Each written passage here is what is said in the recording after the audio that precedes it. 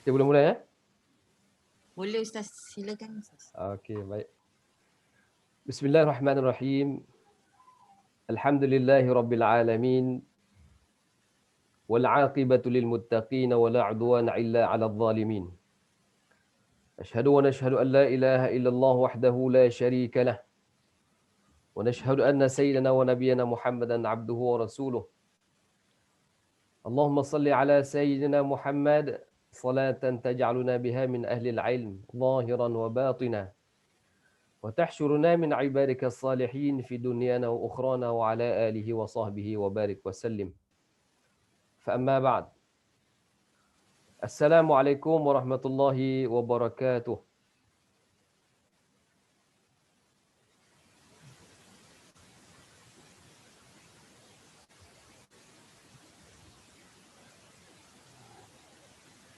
Alhamdulillah, mungkin semua di sana telah menjawab salam, tetapi oleh kerana masing-masing tak berani nak buka ataupun masing-masing semuanya mute suara, sebab nanti kalau 200, 300 sekarang ni, kalau semuanya pakat jawab, kemungkinan akan tersangkut dia punya suara kita akan melantun.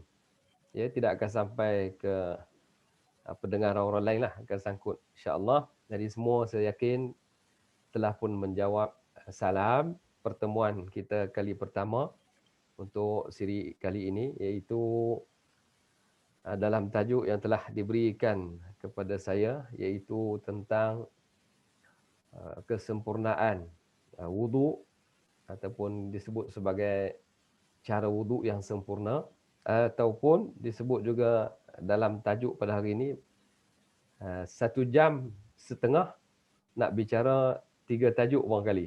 Ada situ tajuknya wuduk yang sempurna, yang kedua solat, cara solat yang betul, dan yang ketiga nak baca secara murattal. Ini 3 tajuk yang besar yang kemungkinan tak dapat kita kupas semua sekali. Jadi mungkin kita lalui secara sekali dulu, ataupun kita lalui perbincangan kita sekali lalu secara mudah. Kita tengok yang mana kita boleh fokus peringkat awal ni, sebab kalau kita nak bicara tentang wuduk sahaja, sebenarnya makan masa kadang-kadang 1 hari. Orang buat bengkel tahsinul wuduk, ya. Begitu juga tahsin ataupun bengkel solat, tahsinus solah ataupun klinik solat. Ya, diberi makna yang sesuai lah dengan istilah tajuk itu. Dan yang ketiga, yang dikatakan tahsinul qiraah ataupun bacaan, memperelokkan bacaan secara murattal. Jadi 3 tajuk ini, tajuk yang tough sebenarnya tuan-tuan dan puan. Jadi sebelum kita pergi ke perbicaraan yang berikutnya, terlebih dahulu saya mengucapkan ahlan wa sahlan, selamat datang kepada Isyar ataupun dia panggil apa, dalam grup kita ini, Zoom, tentang apa, bicara kita tentang pemurnian wuduk, cara wuduk yang betul, dan kesilapan-kesilapan yang biasa berlaku ketika mana di dalam kita berwuduk, ya. Baik, secara sebelum kita mulakan, terlebih dahulu saya perkenalkan diri saya. Saya tengok sini terlalu ramai, 343 peserta yang mengikuti program kita pada pagi ini. Mudah-mudahan pertemuan kita ini tidak menghampakan kita, tidak menjadikan hambar begitu sahaja. Mudah-mudahan pertemuan kita ini sentiasa membuahkan satu fikiran yang baik dan menghasilkan ilmu yang boleh kita kongsi bersama. Dan mungkin di sana tuan-tuan lebih hebat dari sudut ilmunya, kita boleh kongsi bersama. Mudah-mudahan apa yang kita kongsi ini dia ada birkah, barakah. Barakah ni maksudnya birkah. Birkah ni bererti satu tasik ataupun satu telaga ataupun satu, dia panggil apa, lubang air yang berada di padang pasir. Bila ada air itu, semut pun boleh tumpang, binatang boleh tumpang, manusia boleh tumpang, pokok, haiwan, tumbuh-tumbuhan, manusia dan binatang dan sebagainya lah dapat menumpang daripada air, ya, daripada kawah air, tasik air, lubang air, perigi air dan sebagainya. Jadi yang dapat menumpang itu dipanggil birkah. Maka kalau dalam perbincangan kita ini, kalau ada barakah, bererti kita dapat berkongsi ilmu yang mendatangkan manfaat. Ya. Kalau tadi air, dapat manfaat kepada kenyangnya, ya, ataupun hilang dahaga. Tetapi kalau dalam bahasan ilmu ataupun dalam perbincangan ilmu, biasanya kita akan dapat menyelesaikan masalah kita. Itu dipanggil barakahnya. Bila kita bertemu dan berbincang, kita akan dapat barakah daripada ilmu itu menyelesaikan masalah yang timbul dalam diri kita tentang persoalan-persoalan baik dari sudut wudu, baik dari sudut solat dan baik dari sudut bacaan. Jadi tajuk yang besar yang diamanahkan pada saya nak bicara pada tuan-tuan dan puan-puan yang mungkin di sana para asatizah yang lebih alim. Lebih dahulu saya mengucapkan terima kasih juga kepada penganjur iaitu Datin Rohiza, ya. Datin, terima kasih banyak kerana dia yang bersungguh-sungguh dan kru-kru yang terlibat dengan beliau yang banyak meruar-ruarkan isu dan perkara ini. Sebenarnya bagi saya mungkin peringkat permulaan, ya, kita bertemu ini mungkin kita permulaan. Selebihnya itu kalau Datin ni rumah dia sebenarnya center, qiraat center. Rumah dia jadi tempat pusat perhimpunan para qari-qari yang ataupun dia panggil para asatizah, para guru-guru, tuan-tuan dan puan-puan yang minat untuk belajar Al-Quran, boleh terus ke rumah Datin, daftar dengan beliau. Dia akan bawa dia punya guru-guru yang muktabar. Antaranya Syekh Nabil, ya, pemegang sanad, tak silap saya ke-29. Ya, berbagai riwayat ada pada beliau sehingga 10, 7 dan 10 qiraat yang masyhur. Cuma kita mampu atau tidak meluangkan masa untuk memfokus bacaan kita untuk mendapat ijazah sanad bacaan, ya, daripada Syekh Muhammad Nabil, orang yang alim terkenal di Mesir, pembawa ijazah qiraat ataupun sanad qiraat 7 dan 10. Jadi kalau tuan-tuan tak mampu ikut semua sekali qiraat itu, pilihlah paling-paling ringan untuk kita, qiraat Hafs dan Asim. Boleh fokus di situ. Berhubunglah dengan Datin yang tuan-tuan ingin ataupun bertalaqi dengan guru yang muktabar itu supaya kita dapat barakah ilmunya. Kita dah boleh baca, kita dah alim, kita dah hebat.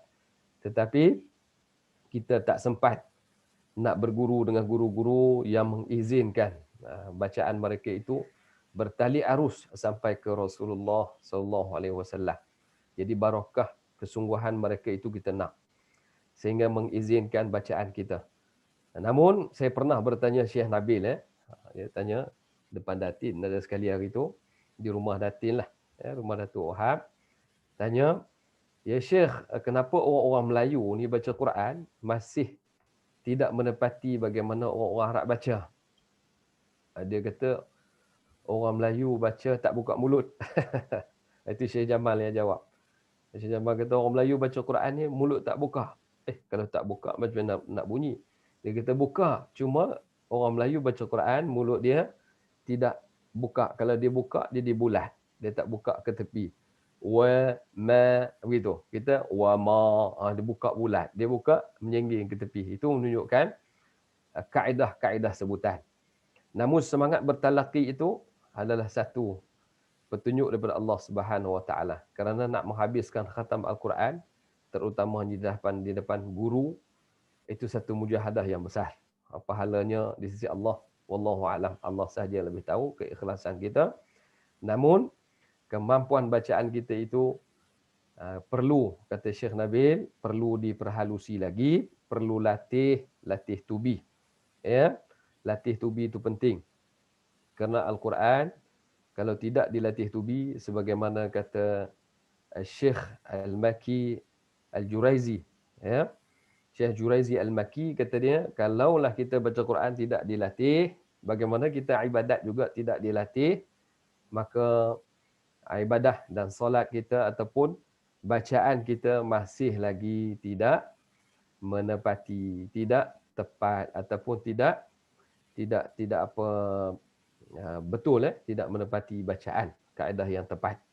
Namun dia perlu kepada latihan, ya. Perlu kepada kesungguhan, latihan. Latih to be itu jangan berhenti. Jangan lupa ya, sebab dalam Al-Quran pun dah sebut begitu. Apa sesuatu perkara perlu diamalkan, dilatih dan sebagainya. Baik tuan-tuan sekalian, mudah-mudahan kita berada bersama dalam Zoom ini, kaedah baru.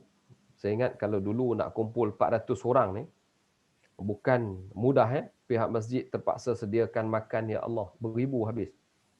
Ya, kalau bulan puasa kita sediakan 1000 makanan, tuan-tuan agak-agak berapa? Ya. Untuk masjid saja disediakan 1000 untuk berbuka puasa itu tuan-tuan, lebih kurang 12,000. Kita terpaksa bayar kepada catering yang sediakan makan. Jadi di hari ini dalam norma baru, kita berada dalam pengajian di dalam norma baru ini melalui talian. Jadi tuan-tuan pun tidak berasa keberatan untuk menghadirinya.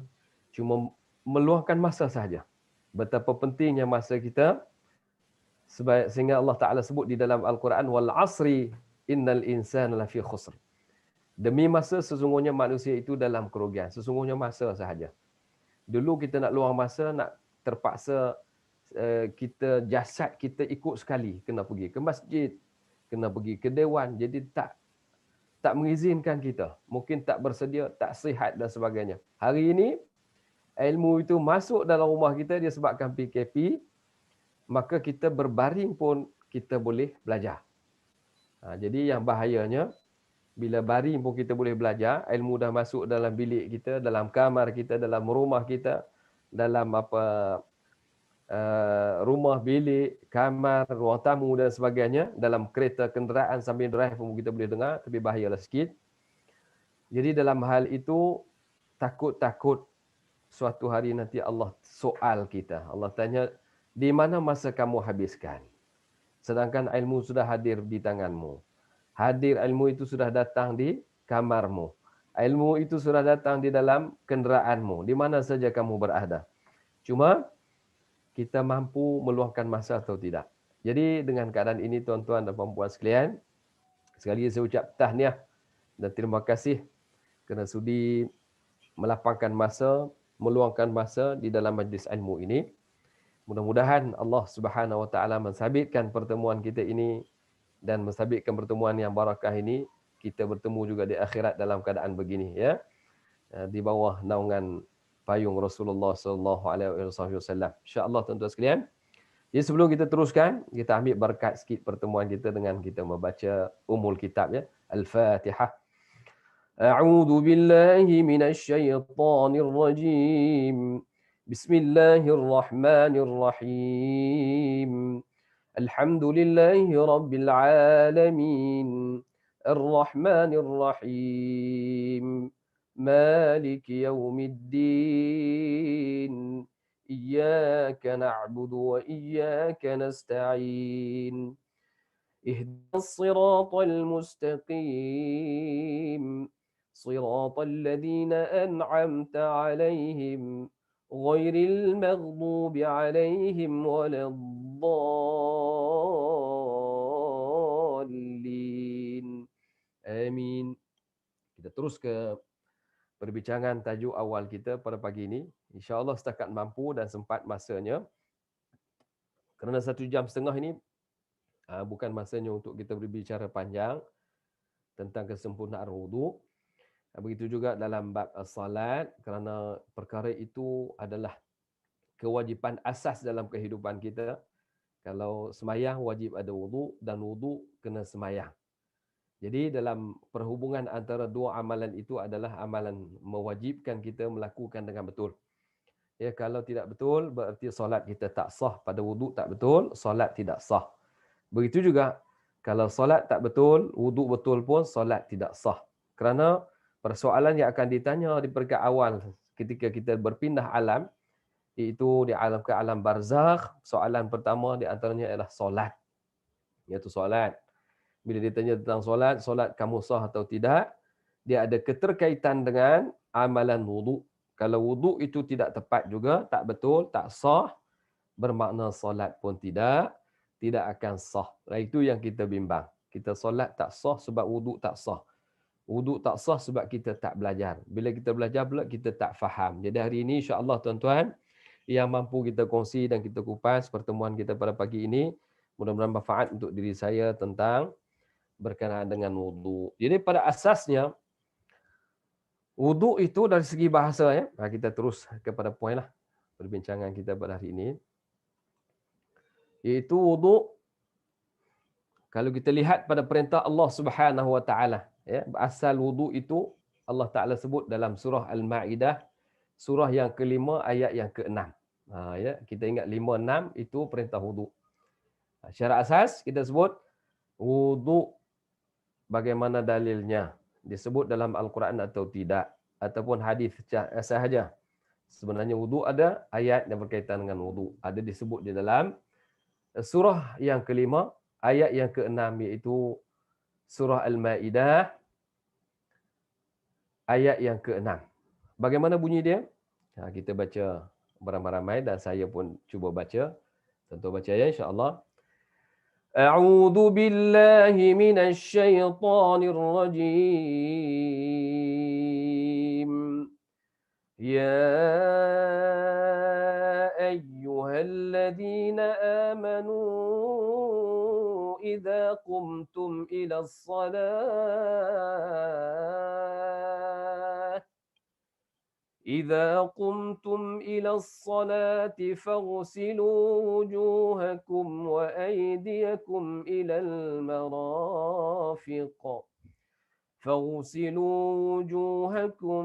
المرافق وامسحوا برؤوسكم وأرجلكم إلى الكعبين صدق الله العظيم. Jangan salah letak makna pada tuan-tuan nampak ya, perincian pada tuan-tuan tu, tengok situ. Jadi kata Allah Subhanahu Wa Taala pada maksud itu, pada maksud ayat yang telah kita sama-sama bacakan tadi, kata Allah, apabila kamu hendak mengerjakan salat, begitu, maka basuhlah muka dan tangan kamu sampai ke siku. Kita basuh muka, tangan sampai siku, dua-dua belah tangan, bukan sebelah aja, ya. Dan sapulah kepala kamu serta basuh kedua-dua kaki kamu sampai dengan kedua mata kaki. Bahasa Melayu pun baca macam Quran juga, ya. Kita baca tujuannya apa? Mendatangkan semangat, ya. Sebab kita ni perlu kepada hiburan. Jadi hiburan ni kadang-kadang kita cari hiburan yang melampau, merosakkan kita punya merosakkan kita punya pendirian kita sebagai orang Islam, ya. Kalau hiburan-hiburan yang terlalu melampau membawa kepada dosa di Allah Taala. Di hiburan-hiburan yang menenangkan kita ialah antaranya kita membaca Quran itu dengan alunan yang baik. Kalau kita mampu baca dengan baik, dengan tenang, dengan lagu yang baik, suara kita alunkan dengan baik, terjemah bermaksud makna yang baik, akhirnya menjiwai diri kita. Bagaimana kita jiwa diri kita? Kita rasa ayat ni memerintahkan aku untuk solat, dan solat tu kena ambil wudu. Jadi Allah Ta'ala sebut, wahai orang beriman, ya mula situ. Allah, wahai orang beriman, hendaklah kamu, dia sebut situ, hendaklah kamu mengerjakan solat.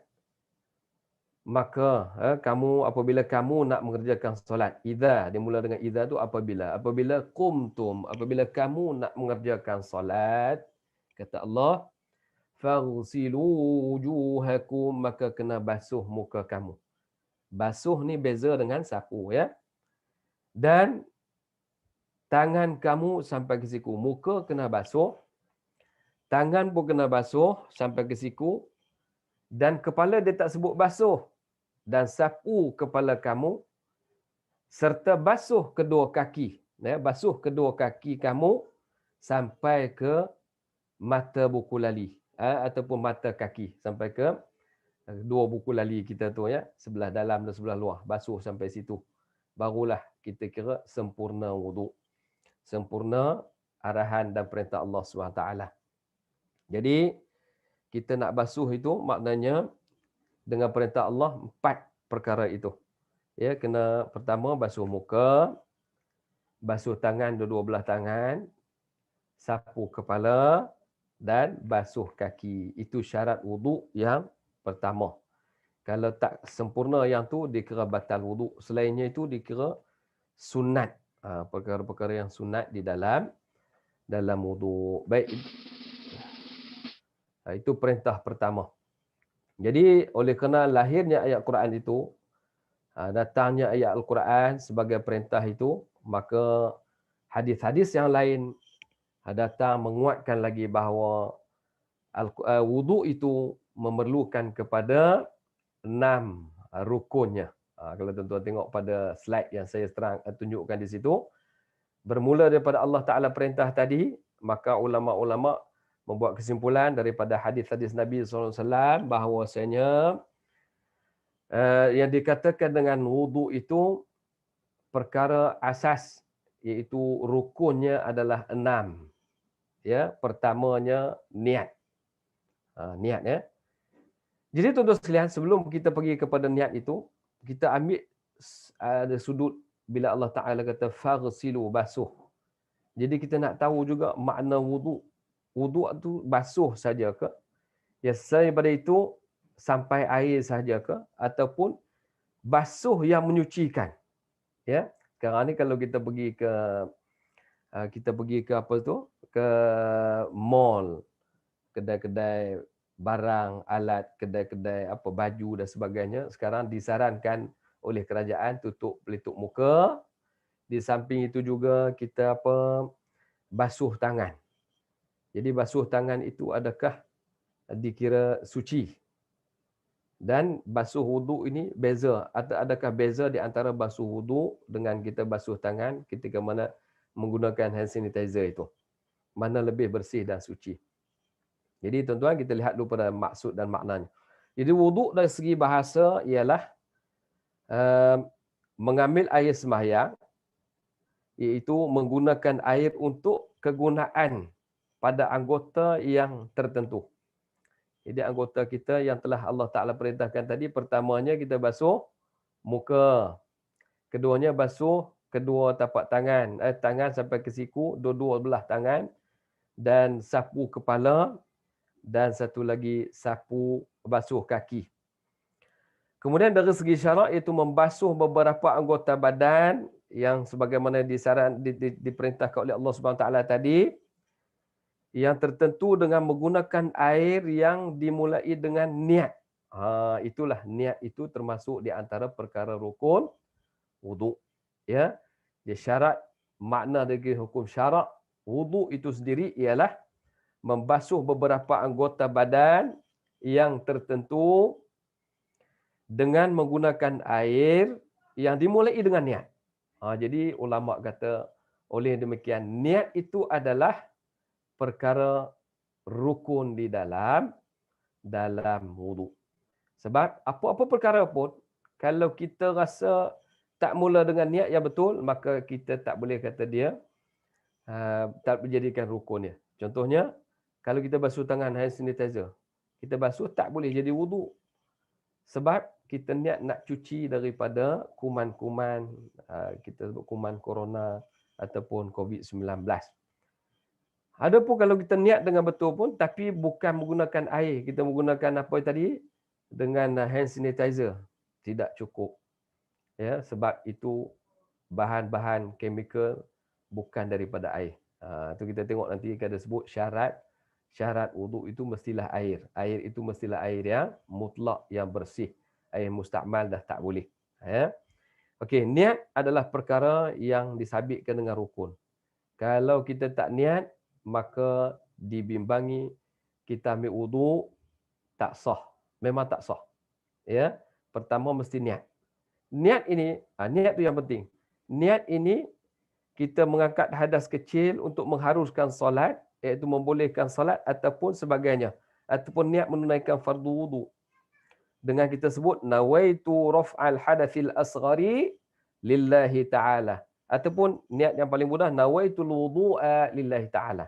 Jadi perkataan niat nawaitu raf'al hadathil asghari lillahi ta'ala ataupun yang paling mudah nawaitul wudu'a lillahi ta'ala. Sahaja aku wudu kerana Allah Ta'ala. Jadi tuan-tuan sekalian, itu lafaz niat. Sekiranya kita lafaz niat tadi kita tak sebut, tiba-tiba kita terus habis wudu, datang pada rumah, pergi ke masjid, terus ke bilik wudu, kita pun buka air terus ambil wudu, sah tak? Pandangan mazhab kita, Imam Syafi'i, dia kena lafaz ta'rak ta'yin tu untuk memperkukuhkan niat kita. Itu amalan-amalan kita di Nusantara begitu. Bukan salah, bahkan lebih cantik sebenarnya. Sebab kita datang nak wudu, kita niat ambil wudu, lafaz sekali. Ya, lagi cantik. Sekiranya tidak demikian, maka kita berpandangan mazhab Hanafi. Ya, mereka sampai daripada rumah, terus ke bilik wudu, ambil wudu dan terus ke tempat sembahyang, tak perlu lafaz niat lagi, terus angkat tangan sembahyang. Sebab perjalanan itu niat daripada rumah nak pergi ambil wudu, niat pada rumah nak pergi solat, dikira itu adalah niat. Ya, itu niat. Maka jangan jadi bimbang dan jadi was-was. Kadang-kadang kawan saya, tuan-tuan, ni kita cerita sikit. Cerita ni yang menarik sebenarnya. Di antara perkara yang betul dengan perkara yang tidak tepat.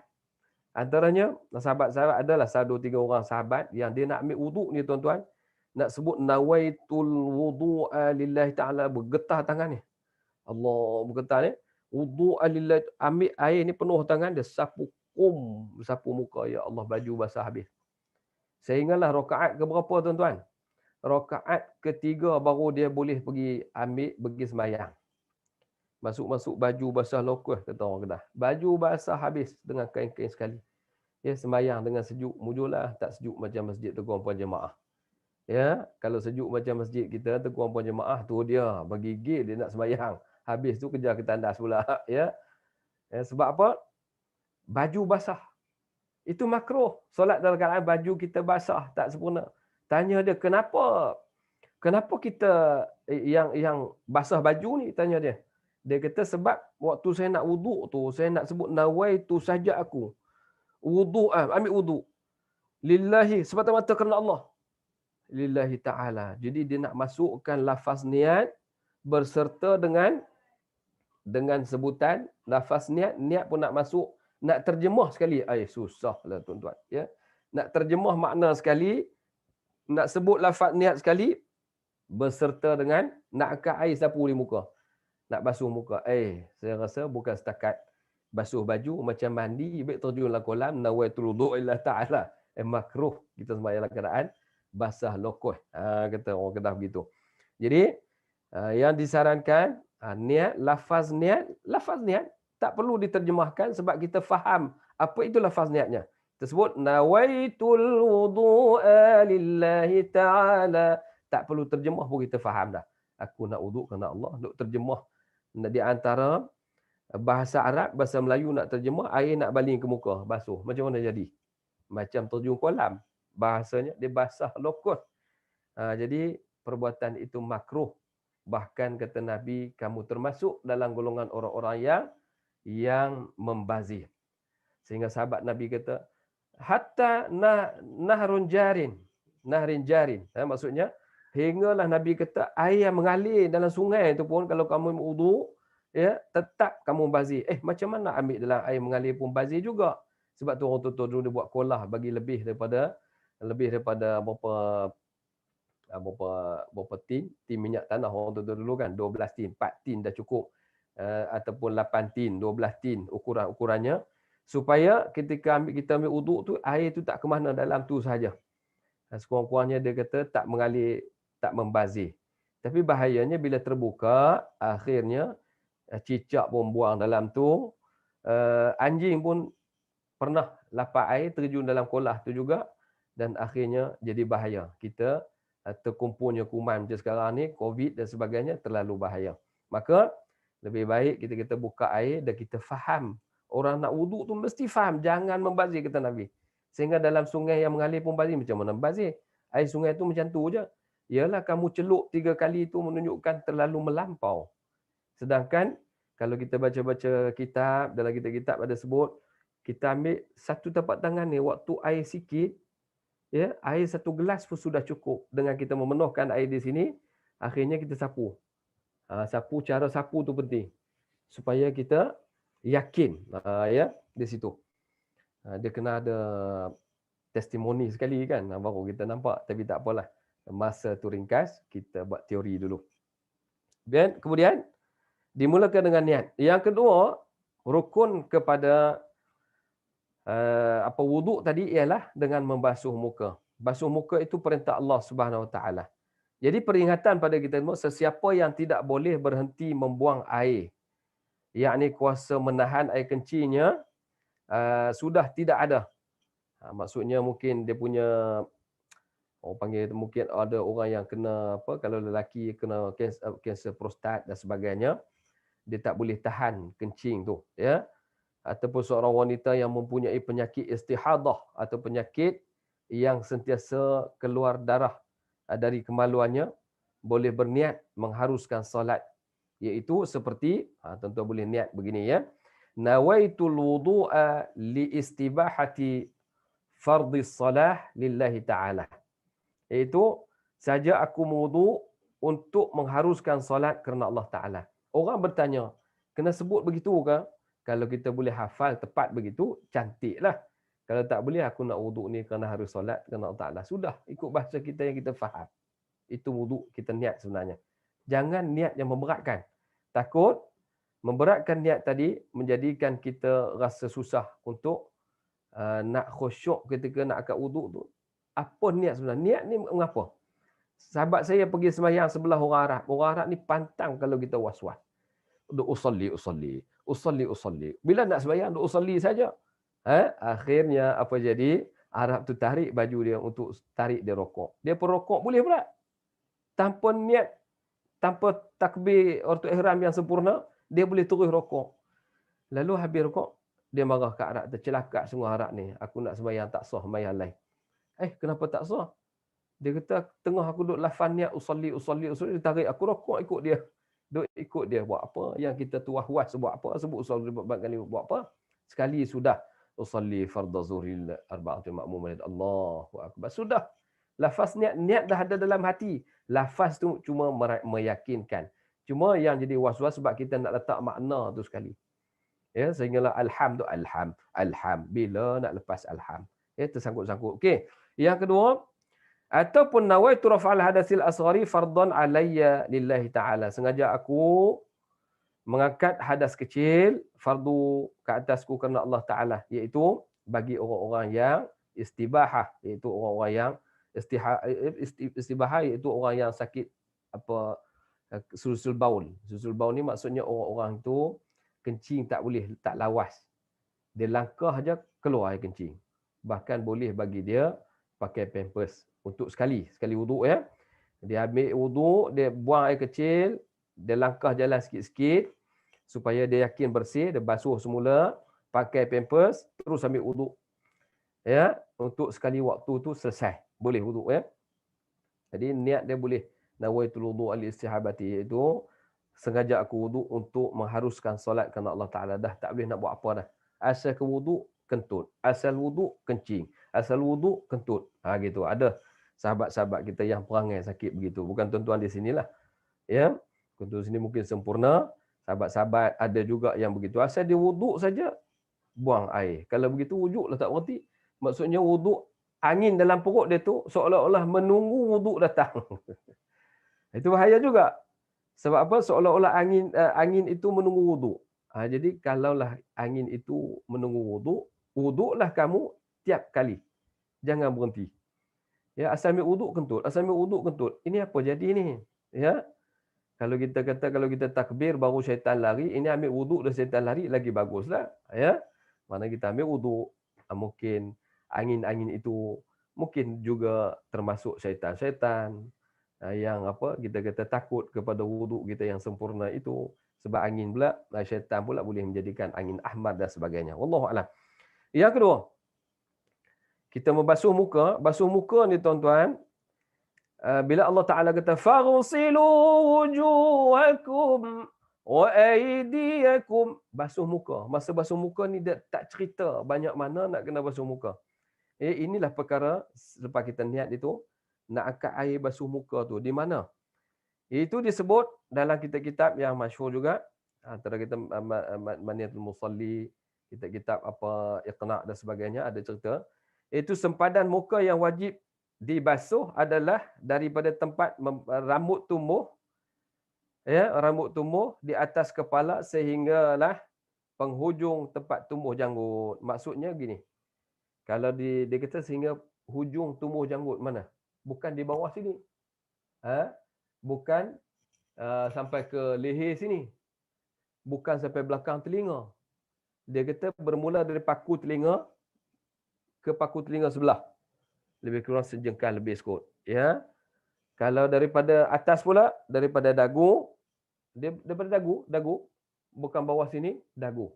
Namun, ulama kita kata, elok lebih sikit. Sebab apa? Kerana mungkin ada janggut macam saya tak banyak lah. Orang pakai minyak zendegi tak apalah. Minyak zendegi dia kata apa? Nak bagi janggut panjang. Jadi janggut dah tumbuh banyak, macam rambut lebih pada rambut lagi. Maka eloklah dia peratakan air sampai bawah. Bimbang-bimbang takut sampai dagu ni tak kena. Jadi ukuran dagu dengan muka tadi lebih kurang 1 jengkal. Ya, kita tak begitu. Daripada gigi rambut kita yang atas ni, okey sini, kita letak, saya ingat 1 jengkal saja setiap orang. Tak tahulah kok jari dia kurang panjang, mungkin tidak cukup jengkalnya. Lebih kurang 1 jengkal daripada dagu ni, betul-betul bawah janggut ni. Kemudian ke rambut atas. Cukup sejengkal tuan-tuan. Tengok seperti saya tunjuk ni. Gitu.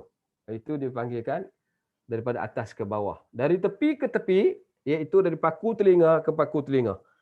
Dan paku telinga ke paku telinga maksudnya daripada anak telinga. Anak telinga ni telinga yang kecil ni. Ya, kalau paku ini boleh buang, buat telinga sendirilah. Tapi bahasa mudahnya, dia kata paku telinga ni. Nampak macam paku kan? Ni sini ke sini. Mungkin sejengkal lebih. Kalau kita kata sejengkal ni dalam berapa inci, katalah dalam 10 inci, 10 kali 14. Kita lebih kurang begitulah. Itu urat-urat gigi-gigi rambut ni. Sampai ke paku telinga, di bawah sini sampai ke dagu. Namun ulama kata lebihkan sikit sampai tepi-tepi telinga di sini dan di bawah-bawah dagu. Bawah sikit supaya kita dapat bersihkan. Okey. Itu terus pada membasuh ya. Tadi sebenarnya berkumur itu sunat. Nanti kita akan bicara tentang kumurnya ya. Sebab kita ambil yang dalil asas dulu kepada membasuh.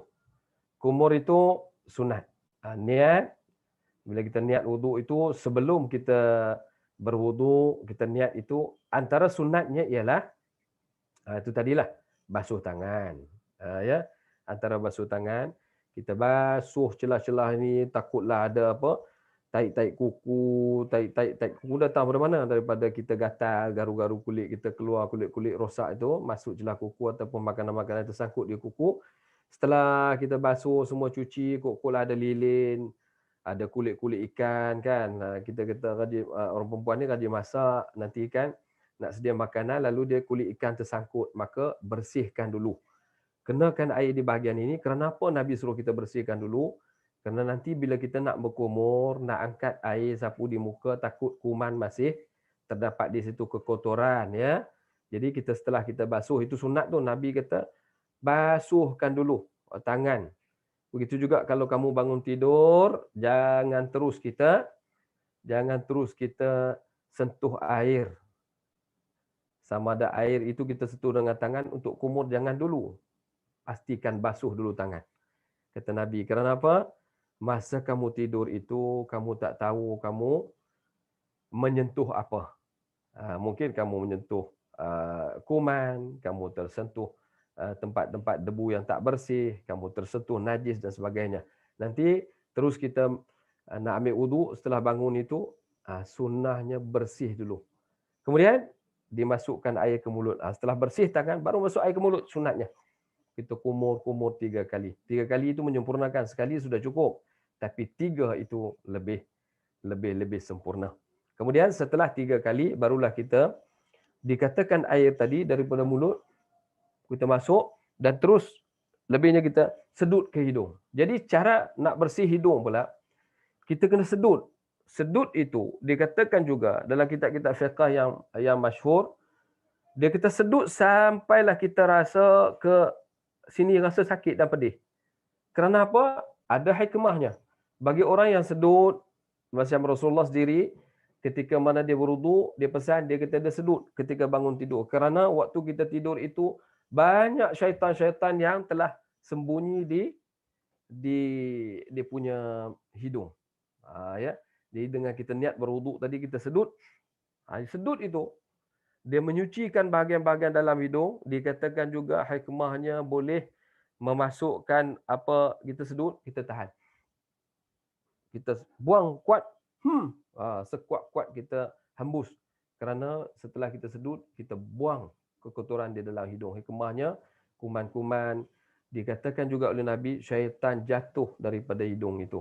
Kemudian, selain pada itu, dikatakan orang-orang yang terkena sakit, seperti mana selsema, orang-orang yang sakit seperti polip yang ada dalam hidung, ketumbuhan di belakang-belakang hidung kita, ya, orang-orang yang rasa hidung-hidung kesumbatan, ya, akhirnya akan menjadi baik, akan jadi sempurna, ya, akan jadi normal balik. Cuba kita buat.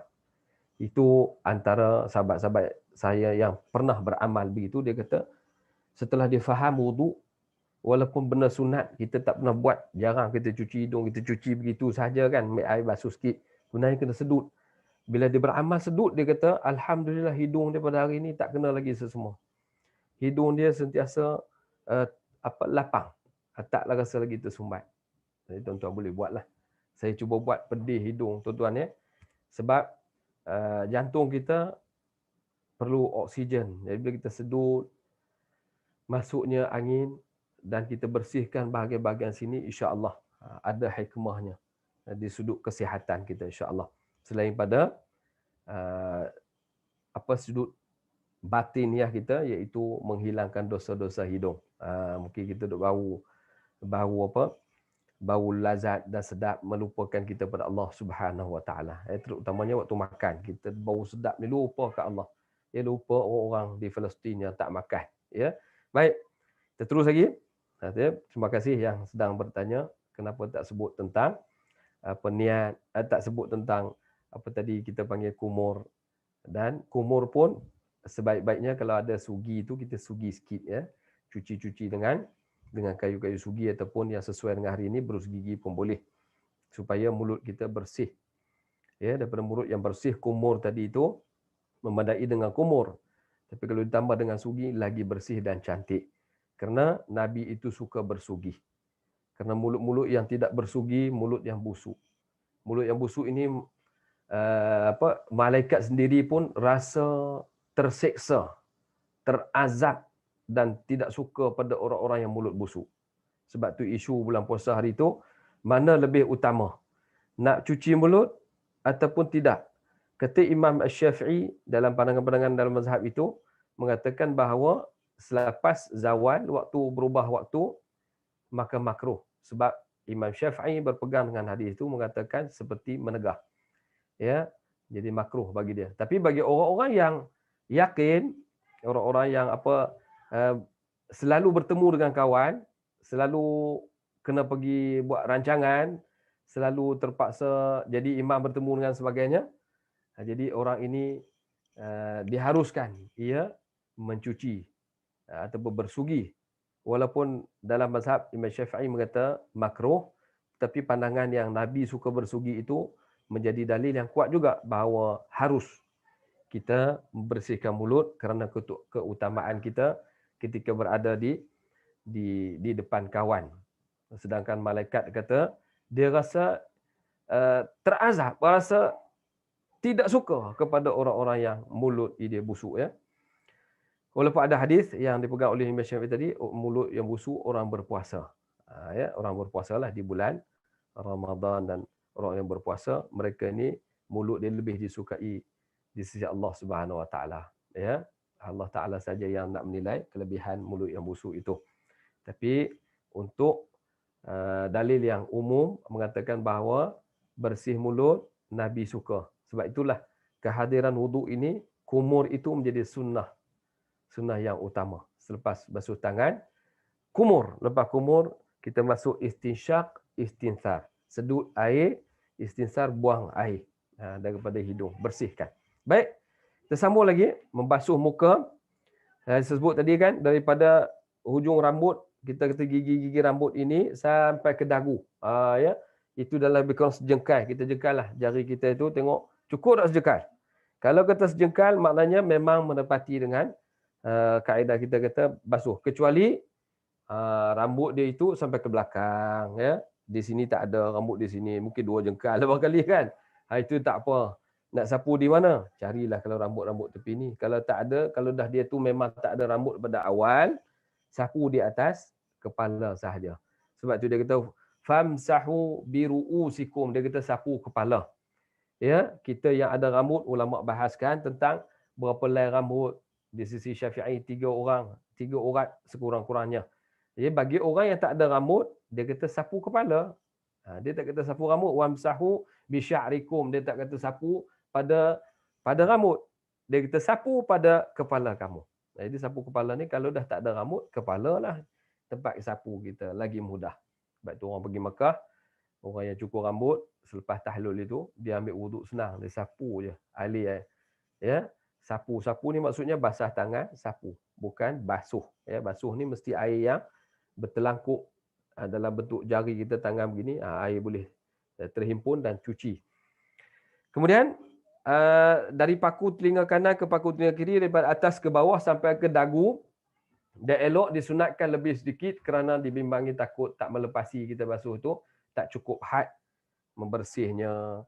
Kemudian dikatakan lagi, walau bagaimanapun sunat melebihkan sedikit basuh di atas kepala, ke telinga dan juga di bawah dagu. Semasa membasuh juga muka kita itu disunatkan membaca Allahumma bayyid wajhi binurik yauma tabyaddu, ya, yauma tadwujuh. Maksudnya sunat bagi kita berdoa ketika basuh muka. Kita buat tak sebelum ni?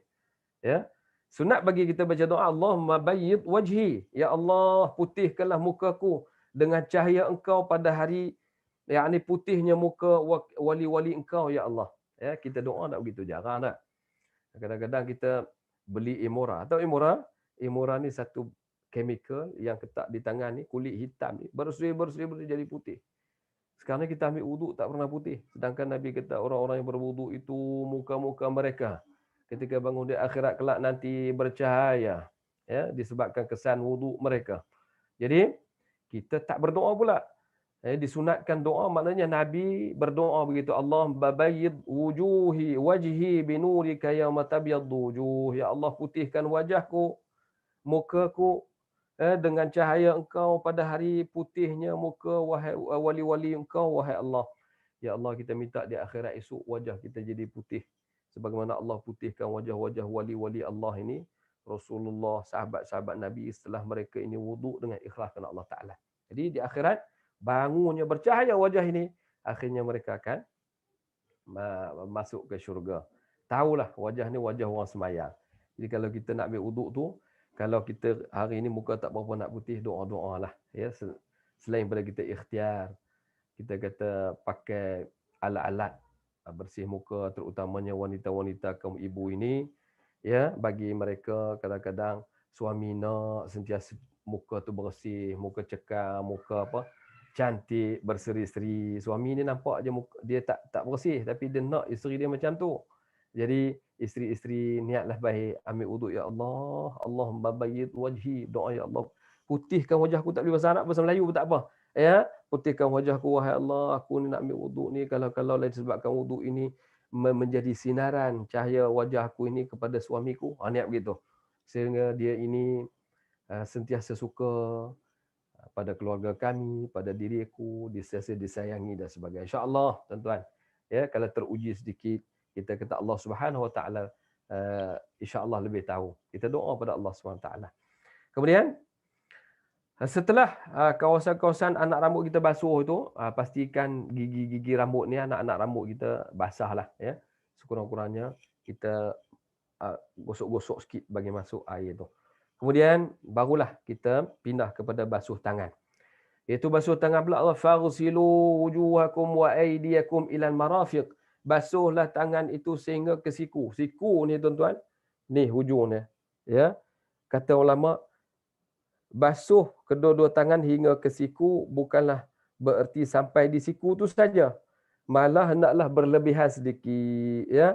Lebih sikit ke atas siku dengan meratakan air itu di tangan, termasuklah ke celah-celah kuku ni daripada sini.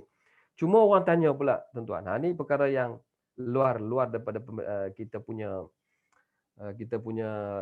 pemikiran lah. Kadang-kadang kita ambil wuduk rumah kita sempurna, kadang-kadang kita ambil wuduk di masjid sempurna, tiba-tiba pergi tempat lain di kampung tak ada. Wuduknya tinggi sama dengan kepala kita, macam mana kita nak ambil? Itu lagi senang. Kita tadar daripada bawah, daripada tapak tangan ni, kita pusing macam tu. Senang. Sekarang kalau di kampung, paip selalu atas patah kan. Contohnya, maka dia letak paip bawah pada lutut kita. Tu boleh juga kita tangkung air di tangan ni, pusing begitu. Sekiranya air itu daripada atas, contohnya, dah tempat wuduk semua rosak, tiba-tiba masuk yang ada tempat pilih untuk kita mandi, shower tu ada.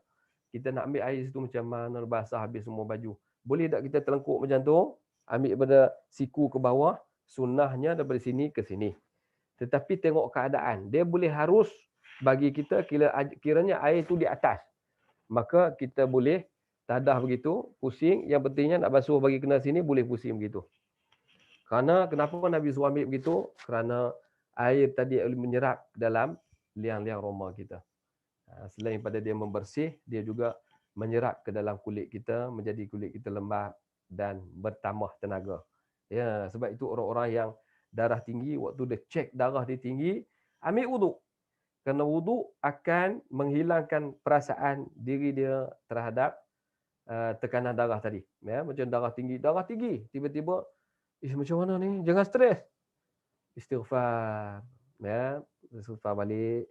Sebenarnya ada keterkaitan dengan stres. Darah kita, penyakit kita ni daripada stres menjadi begitu. Bagaimana nak menenangkan stres itu? Ambil wuduk.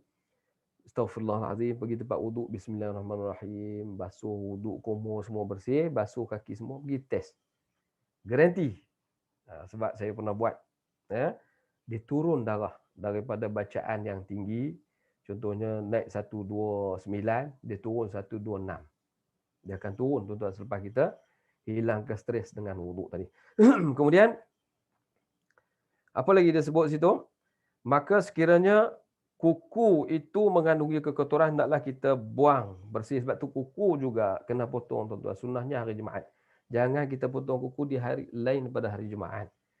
Kerana setengah ada diceritakan ulama terdahulu, sebab kesan daripada dia buat amalan-amalan begini lain pada hari Jumaat, dia terkena satu musibah sakit sampai kekal sampai mati. Punca daripada potong kuku. Jadi lepas tu dia bertobat terus, dia kata sebelum dia mati, dia kata aku bertobat tak akan buat lagi perkara-perkara yang disunatkan pada hari Jumaat. Kita membersihkannya, kita tangguh, kita buat di hari-hari yang lain. Walaupun tak sunat, tetapi amalkan sunat. Kerana sunat ini, kata Allah lebih suka, dalam hadis kursi kan, Allah lebih suka bagi orang-orang yang menambah kebaikan daripada apa yang telah difardukan.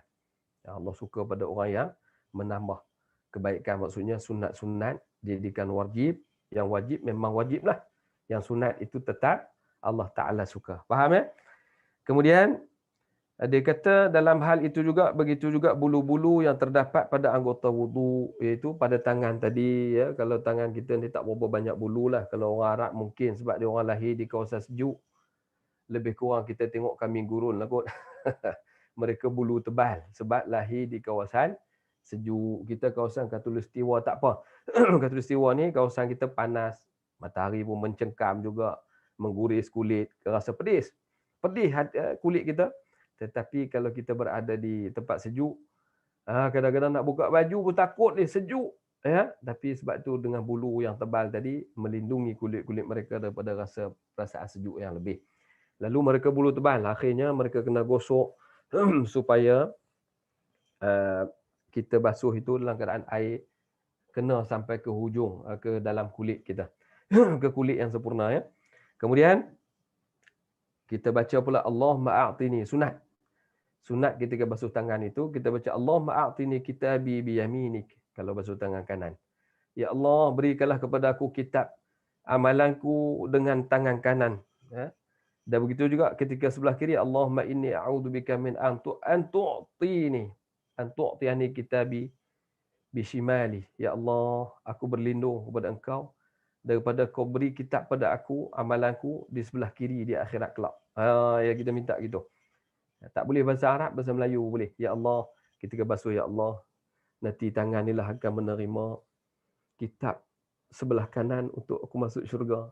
Kita buat munajat ni tuan-tuan. Wuduk ni boleh munajat di situ. Kiri pula, ya Allah, aku berlindung, aku menerima kitab di akhirat kelak sebelah kiri, ya Allah. Kerana sebelah kiri ni tempat azab ni. Ya, bukan hina Allah yang buat kiri dan kanan. Tapi kirinya biasanya berlawan dengan kanan. Kerana syaitan suka yang sebelah kiri. Nafsu kita suka sebelah kiri. Tetapi iman dan apa perintah Allah semua sebelah kanan. Kalau diutamakan kanan, kananlah kita insya-Allah. Ya, kalau kiri kita makan tu sebelah kiri, sampai Nabi kita kul bi yaminik, makan tangan kanan. Fa inna syaitan kul fa inna syaitan yakulu bi shimali. Syaitan itu makan dengan tangan kiri. Jangan kau makan dengan tangan kiri. Kita terlupa belah ni nasi, belah ni air. Belah ni nasi, belah ni air. Sekedap syurga, sekedap neraka. Sekejap syurga, itu bahaya. Ya. Waktu kita ambil wuduk tu munajat baik-baik, ya Allah. Satu hari kau berikanlah pada aku kitab dengan tangan kanan ini. Ya Allah, kau berlindung menerima kitab sebelah kiri. Cukup. Kita faham makna. Jadi kita ambil wuduk, kita boleh mengalir air mata. Sebab kita yakin wuduk kita itu adalah wuduk yang sebenar nak membersihkan jiwa sebelum aku solat. Kerana solat aku adalah tazkiyatun nafsi. Solat ni adalah membersih jiwa kita dan kehendak dunia yang melebihan. Ya. Baik. Selesai saja basuh tangan. Yang keempat rukunnya menyapu kepala. Iaitu sapu kepala ni tuan-tuan, memadai dengan menyapu sedikit saja bahagian air itu ke atas mana-mana bahagian kepala. Sapu sikit. Ya. Cuma ada ulama-ulama berbicarakan dengan panjang lah. Dia kata tidak perlu basuh bagi perempuan rambut dia sampai ke pinggul. Jangan dia basuh di hujung rambut di pinggul tu, tak perlu. Ya, ataupun dia duduk rambut dia sampai ke lantai. Jangan basuh lantai tu. Ataupun jangan ukur basuh rambut itu daripada awal rambut sampai rambut yang kena lantai tu. Tak ukur begitu. Yang pentingnya kita basuh rambut yang ada di kepala. Yang ada di kepala. Maksudnya yang sampai di lantai tu tak sunnah. Tak kena basuh di situ. Kita basuh rambut yang ada di kepala. Jadi orang lelaki ni tak pernahlah rambut sampai ke pinggul. Ya. Orang lelaki paling panjang pun mungkin sampai ke mata kot. Jadi dia duduk di bahagian mata tu muka. Muka ni bahagian kepala. Kepala ni daripada mulut ke atas dikira kepala. Ya, daripada mulut dagu kita ni, leher ke atas dikira kepala. Kalau daripada leher ni ke bawah dikira badan lah. Ya. Leher tu sikit je. Lebih pada tu badan. Atas pada leher, dagu ke atas dikira kepala. Satu kepala. Sebab tu kalau dia kata hukum pancung, dia kata tak hucuk, potong di atas. Di leher kerana buang kepala.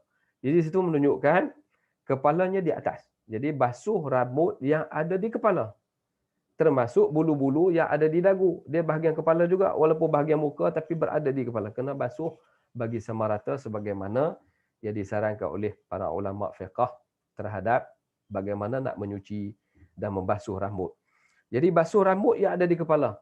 Kalau rambut tu panjang sampai ke pinggul, basuh yang kita kata daripada sinilah ukurannya, kita basuh sampai ke sini sudahlah. Sapu gitu. Sapu sampai ke leher. Sapu sampai ke leher. Yang bakinya tak payah. Ya, itu kalau kita lihat kita fiqh dibicara begitu. Kemudian dah basuh kepala ni tuan-tuan, dalam mazhab kita seorang ku 3 urat rambut. Kalau kena rambut tu bagi habis hujungnya sampai ni. Kenapa kita tanya? Mazhab-mazhab lain bagaimana pula? Mazhab Imam Malik dan sebagainya, mereka basuh begini. Ambil air, sapu tak tangan, teruk, pusing balik. Dan dikatakan juga daripada air basuh kepala itu sapu sekali dengan telinga. Itu pandangan amalan mazhab mereka.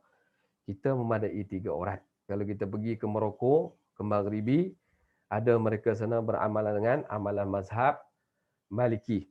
Kalau masjid di Masjid Nabawi, Masjid Makkah, banyak imam dan ketua negara mereka pun mazhab Hambali.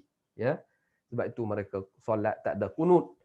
Bukan tak sah pandangan mazhab Hambali, kunut tak ada dalam solat. Ya, jadi kita kunut mazhab Syafi'i. Maka kita nak buat, kita imam, kita buatlah. Kalau mereka imam tak nak buat, bukan tak sah. Kita boleh solat sekali. Ya, boleh insya-Allah. Kemudian, satu lagi kita tambah, iaitu doa dia. Ketika selepas basuh kepala itu, Allahumma ghashini bi rahmatika wa anzil alayya min barakatik. Ya Allah, tutupkanlah ataupun tutupilah akan daku dengan rahmat Engkau dan turunkanlah kepadaku keberkatan Engkau. Kita minta, ya Allah, turunkan keberkatan Engkau pada aku ketika basuh kepala. Rupanya dalam sembahyang itu pun dianjurkan dengan doa dan sebagainya. Ya, waktu kita wuduk tu pun dah bermula kita doa. Bahkan solat itu sendiri erti bahasa, segi bahasanya ad-doa, as-solat huwa doa. Ya, doa. Jadi wuduk pun dah dimula dengan berbagai-bagai doa. Baik selepas basuh muka, basuh tangan, basuh kaki. Kemudian barulah kita berpindah kepada rukun yang kelima, iaitu membasuh kaki 2 buku lali. Sebagaimana disebut, ya basuh ni Allah Taala kata faghsilu wujuhakum ila al-marafiq wamsahu bi ru'usikum wa arjulakum ila al-ka'bain. Dan basuh pula kaki kamu sampai ke buku lali kedua. Sebagaimana disunatkan kita basuh sampai kedua mata kaki tu, iaitu sedikit daripada had atas sikit. Jangan sampai betul-betul buku lali, sampai had yang atas sikit, iaitu bulat tu. Kita buat, kita basuh saja, kita bayangkan ni buku kaki kita kan, buku lali tu basuh atas sikit, jangan betul-betul buku lali. Basuh sikit, angkat. Jadi itu sunnahnya supaya had-had yang telah ditetapkan tu sampai. Jangan basuh tepat-tepat, takut jadi ke bawah. Tapi saya tengok ramai juga orang yang pergi masjid, walaupun kita tak tegur tapi kita nampak, ya, kadang-kadang orang basuh kaki, dia pusing-pusing, dia tak gosok. Sepatutnya kita masuk celah-celah kaki itu sekali, kecuali negara-negara sejuk. Negara sejuk lain, dia orang tak basuh kaki pun tak apa, dia boleh sapu atas khufain, 2 atas khuf, ya. Jadi orang yang negara sejuk, dia boleh sapu atas khuf, kulit. Jadi kalau kita lihat wa arjulakum ilal ka'bain. Jadi kalau wa arjulikum dia balik kepada masha. Ya. Kalau wa arjulakum balik kepada maksud basuh. Sebab tu tukar baris saja, ada mazhab qiraat lain baca wa arjulikum ilal ka'bain. Basuh kaki arjulakum ilal ka'bain. Kalau wa arjulikum sapu kaki, boleh sapu juga. Ya, bagi orang negara sejuk, dia ambil jari arjulikum tadi, sapu sehingga 2 buku lali. Dia sapu di atas khufain. Itu khilaf. Ya, sapu pula mazhab kita kata hanya kulit sahaja boleh sapu. Ya, kata mazhab lain pula dia kata tak, mazhab Nabi kita mereka atas syarak pun boleh, iaitu stukin. Sapu atas stukin. Tak boleh sebab dia kalau basuh atas stukin, dia serap air masuk ke dalam macam basuh kaki lah. Tujuan kita basuh tak sapu atas kulit itu nak mengelak daripada terlalu sejuk. Ya. Bila terlalu sejuk nak sembahyang macam mana kaki kan. Jadi boleh harus sapu atas kaki kulit tu. Tapi kalau sapu atas tukin, dia sedut air, jadi sejuk lebih lagi. Maka mana boleh. Jadi khilaf di situ. Jadi kita pegang pandangan mazhab kita, dia kata sapu di atas khufain, 2 khuf. Kalau baca dengan wa arjulikum. Tapi kalau baca wa arjulakum, basuh. Dia balik kepada faghsilu. Kalau wa arjulikum, famsahu. Balik pada sapu. Ya, jadi kita bercerita ni tentang famsahu arjulakum. Basuh, bukan famsahu, bukan arjulikum. Jadi basuh sampai kedua buku lali.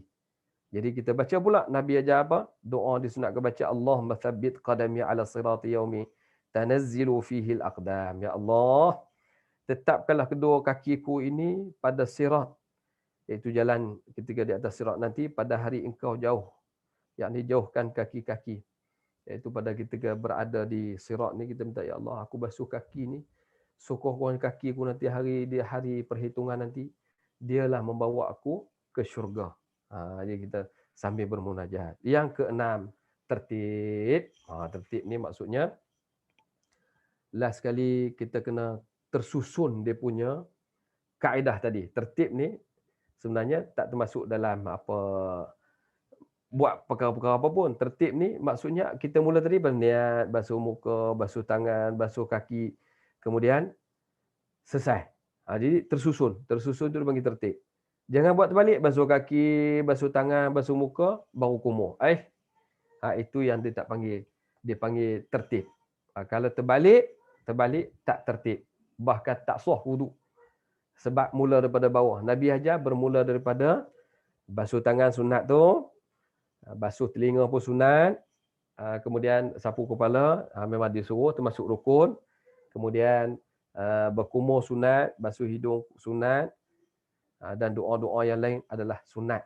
Di antara basuh tangan, basuh muka, basuh kaki, basuh sapu kepala, ada doa masing-masing.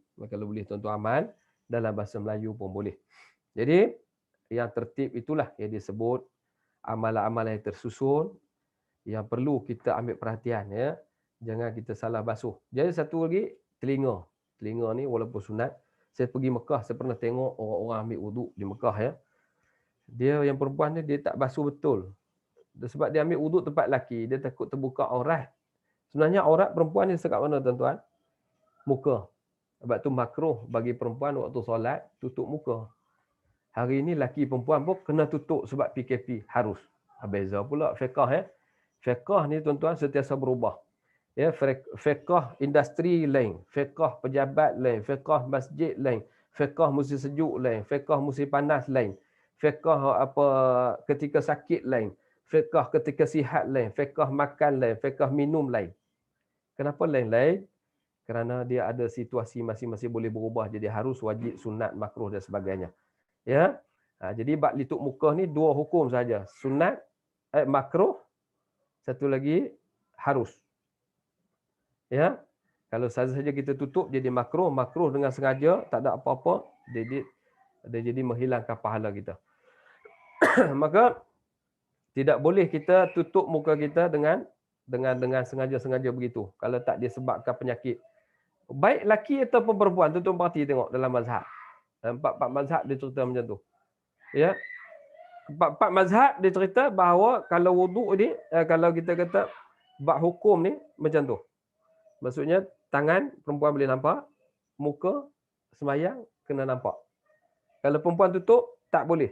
Tapi kalau musim sekarang ni laki dan perempuan pun kena tutup. Baik pakai purdah terus. Macam Nilofa. Ada selit sikit lah kan. Di situ maknanya boleh. Dia haruskan bagi kita wuduk. Tutup demikian. Tuan-tuan sekalian, masa diberikan sejam setengah. Sekarang ni dah 11.39.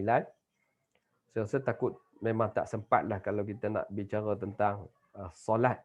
Saya ingat siri yang berikutnya kita fokus terus tentang solat, ya. Siri ini mungkin tak sempat sebab tiga tajuk ni adalah tajuk yang besar. Tajuk pertama tajuk wuduk. Tajuk kedua adalah tajuk solat. Ini satu bengkel loh. Kadang-kadang solat saja kita buat 2 hari, 3 hari. Tahsin saja kadang 3 hari, 2 hari. Itu tak masuk lagi Ustaz Nazri lagi nak bicara tentang wakaf ibtidak, tempat nak mula, nak penghujung, tempat kita nak sebut makhraj dan sifat. Bagaimana pula kita nak mengenali sifat-sifat. Makhraj ni kita dah tahu. Tapi nak mencerahkan pada makhraj tadi, sifat dia. Kadang-kadang makhraj tu sama. Tapi bila tak dibuat pencerahan, maka kadang-kadang kita anggap benda tu jadi sama. Jadi sifat ini membezakan antara makhraj tersebut. Jadi banyak tu. 3 hari, 2 hari tak habis. Kadang-kadang 2 hari, 3 hari tak habis tu bukan tak habis, tak faham. Itu juga. Sama solat. Solat kalau 5 hari tak habis. Saya mengaji pondok dulu tuan-tuan. Bukan sehari, 5 hari, bukan 3 hari. Sampai setahun kitab tu saja. 2 tahun kitab tu saja sehari semuka. nak bagi dakik betul-betul halus sampai kita faham. Ya Allah, betapa apa susahnya. Kita kenapa susah sangat orang dulu Ustaz? Sekarang ni baca sehari boleh habis. Sehari boleh habis, faham ke tidak? Kan? Dah faham pula boleh amal ke tidak? Jadi kita nak barakah itu biar kita halus, kita dapat faham, menghayati. Macam kita wuduk, masa kita wuduk sebelum ni kita tak pernah doa pun waktu basuh tangan.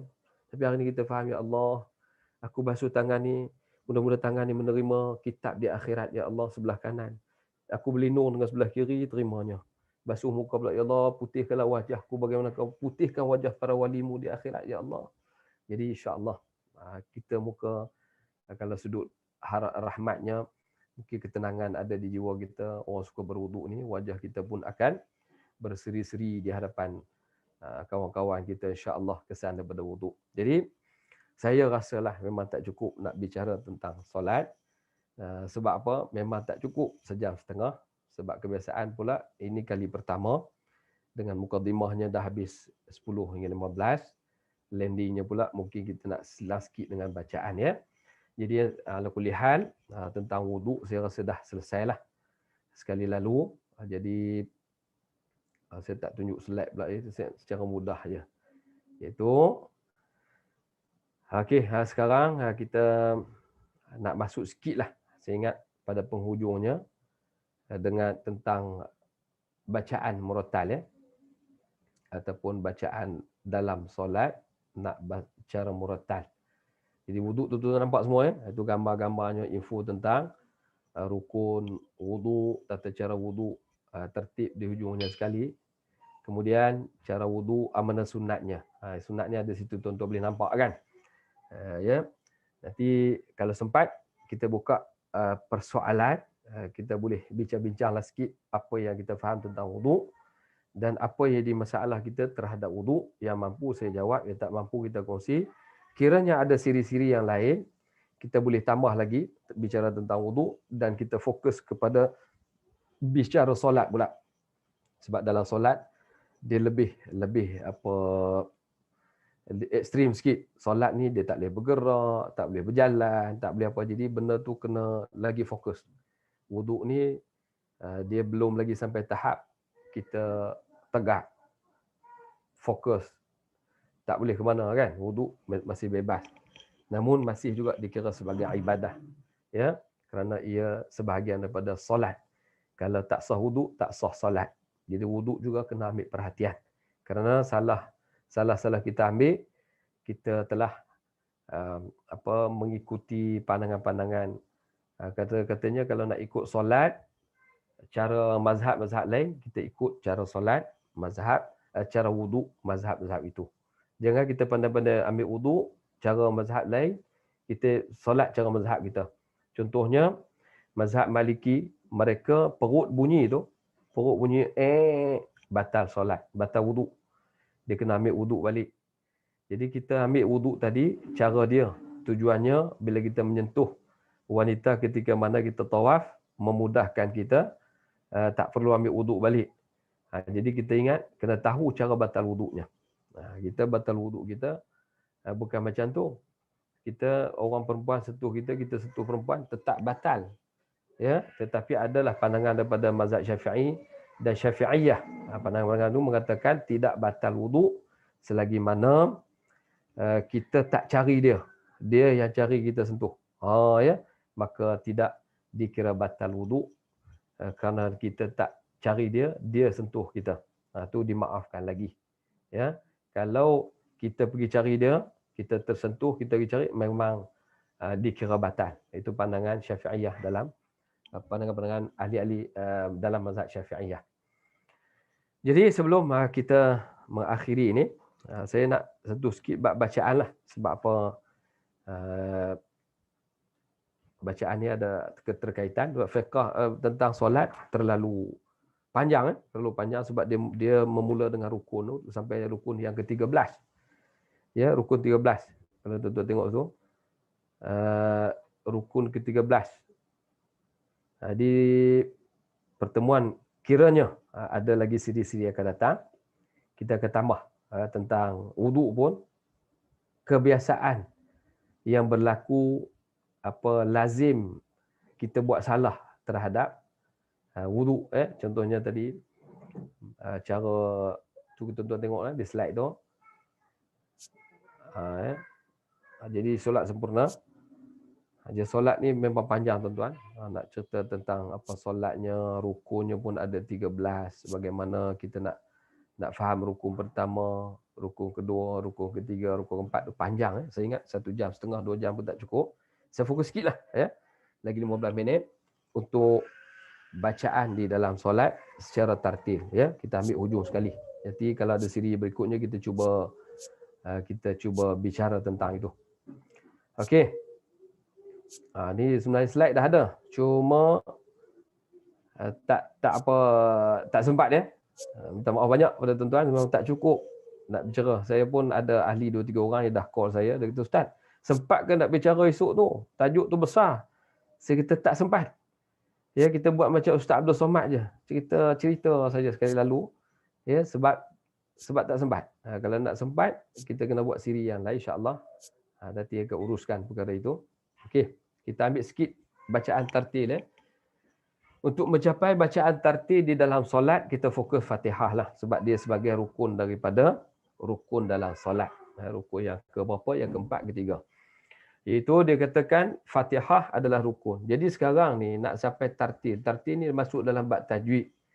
Jadi oleh kerana dalam Al-Quran, tajwid itu asalnya daripada tajwid bukan ilmu tauqifi, tetapi dia ilmu taufiqi. Apa beza dia? Ilmu tajwid taufiqi maksudnya petunjuk. Kitab tajwid ni lahir selepas daripada Rasulullah.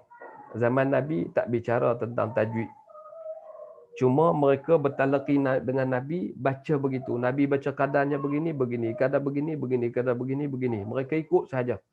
Bila perintah Allah SWT baca, Iqra' bismi rabbikal ladzi khalaq, khalaqal insana min 'alaq. Iqra', hadirnya Iqra' yang kedua perintah dalam surah Al-Alaq itu. Iqra' yakni Allah suruh Nabi Muhammad SAW baca Quran. Sebab selepas ayat ini ada hubung kait dengan Inna Anzalna. Inna Anzalnahu fi lailatul qadar. Quran diturunkan pada malam Al-Qadar. Jadi Iqra' Muhammad baca Quran tu. Jadi baca macam mana? Macam Jibril ajar kamu tu. Ya ayyuhalladzi alhamdulillahi rabbil alamin. Nabi ambil begitu bunyinya, tak diukur panjang berapa harakat. Kerana zaman itu difokuskan tentang bunyi, tentang ibadah membaca dulu. Jadi taufiqi ni maksudnya sahabat-sahabat cuba nak kekalkan bacaan momentum yang betul. Bagaimana mereka belajar dengan Nabi, lalu mereka nak buat macam mana? Lalu mereka terpaksa buat apa? Terpaksa buat satu kaedah. Itulah jadi tajwid. Jadi tajwid. Tu pun tajwid dia campur dengan qiraat lagi. Ada baca ihdinas sira, siratal ladzina an'amta alaihim. Sudah banyak qiraat. Kan pening situ. Siratal ladzina an'amta alaihim ghairil maghdubi alaihim waladdallin. Pula yang surah tu alaihim ghairil maghdubi alaihim waladdallin.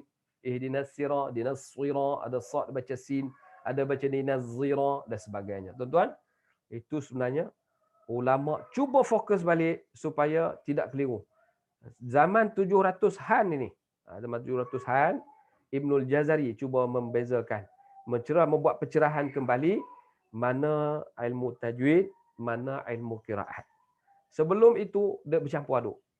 Campur orang baca, ni qiraat apa ni? Ni qiraat apa? Ini baca macam mana ra ni? Nasira ke sira, ar-rahma ke ar-rahma. Jadi masuk ketika itu mereka bercelaru, maka Ibnul Jazari datang membuat pencerahan kembali supaya kita dalam membaca Al-Quran ini dalam suasana yang tepat. Ini tajwid. Bicara tajwid, ada matnya, ada mat, hukum mat, hukum apa idgham, ma'al ghunnah, nun mati, mim mati, itu pecahan dalam tajwid. Qiraat bicara ada bab bacaan pula, bab sebutan dia panggil makhraj, itu dalam tajwid. Itulah maka sampai kepada kita hari ini taufik hidayah yang Allah beri kepada sahabat sehingga kaedah itu kita bicara pada hari ini tak selesai-selesai. Mulut kita masih duk tercongek cangang, ya. Sebut masih tak tepat. Ar-Rahmanir Rahim. Ada baca Ar-Ruh, mulut muncung pula. Ada baca Ar-Rahmanir Rahim. Dia rasa macam betul dah. Ada yang baca pula Rabbil, bunyi bil sahaja. Alhamdulillahi Rabbil, di ala-ala bila-bila.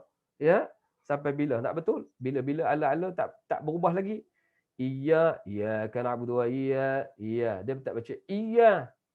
Ihdinas sirat. Itu juga penting, ya. Baik, saya baca sekali lalu. Tuan-tuan cuba, kalau nak ikut pun tak payah buka mikrofon lah, ya. Kita mute kan. Dan saya cuba baca dengan taranum nahwan, ya. Bagaimana Masyari Rashid Afasi baca, ya. Cuma lagu tu suara tak boleh tiru suara dia lah, sebab setiap orang suara lain. Lain orang, lain suara, lain rumput, lain padang. Betul tak? Lain nyamuk, lain negeri. Nyamuk Selangor lain, nyamuk Kedah lain. Ya. Jadi nak menunjukkan suara tak sama, lagu mungkin insya-Allah. Ya, kita cuba baca lagu nahwan. Saya baca, tuan-tuan ikut, dan ikut pula ikut kesesuaian suara tuan-tuan lah dan puan-puan sekalian. Okey, saya baca. Bismillahirrahmanirrahim. Alhamdulillahi Rabbil Alamin.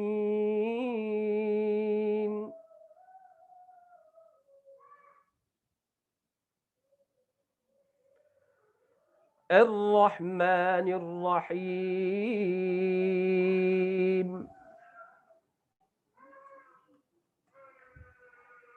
Maliki Yaumiddin.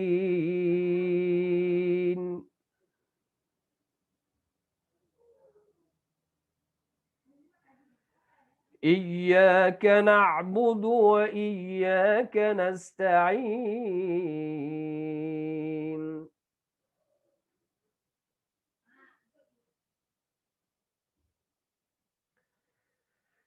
Ihdinas siratal mustaqim.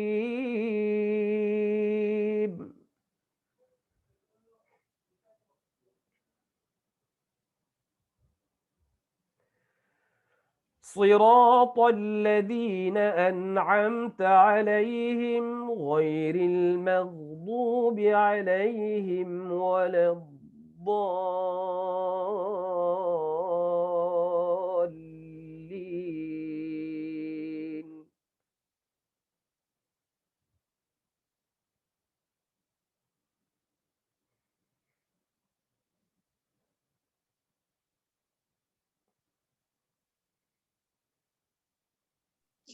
Assalamualaikum Ustaz.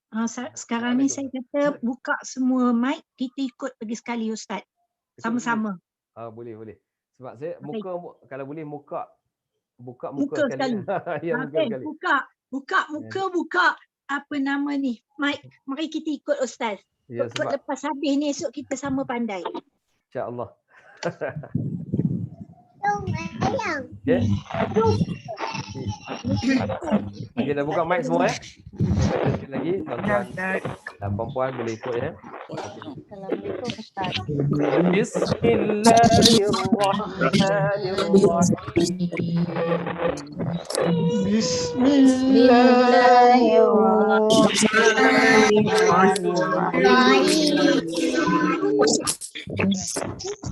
Alhamdulillahi Rabbil Alamin.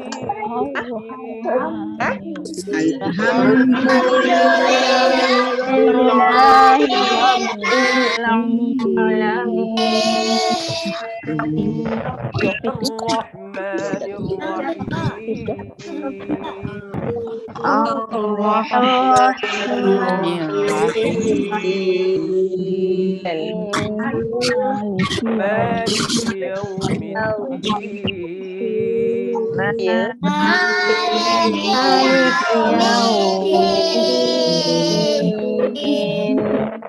إياك نعبد وإياك إياك نستعين إياك نعبد وإياك نستعين اهدنا الصراط المستقيم اهدنا الصراط Dia boleh buang angin. صراط الذين أنعمت Bila santan banyak pun tu kolesterol. صراط الذين أنعمت عليهم صراط الذين أنعمت عليهم غير المغضوب عليهم